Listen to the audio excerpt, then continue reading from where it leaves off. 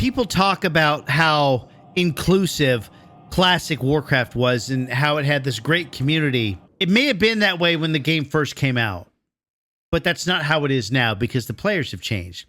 And so now if you don't have the right gear and you don't have the right runes for Season of Discovery and all this other stuff, or you're just starting out, you can't find a group to get into, you can't run dungeons.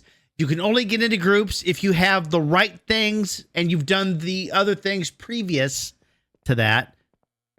Now, people will still run by and throw you a buff.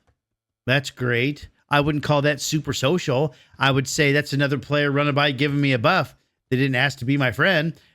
That's not super social. So I think that classic Warcraft and people saying it's social, I think it's bent out of proportion a lot at this point.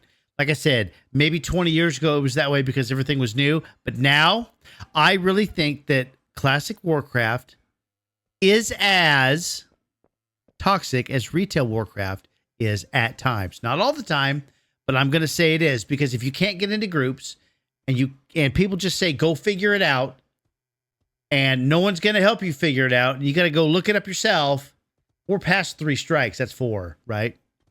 That's all I'm saying.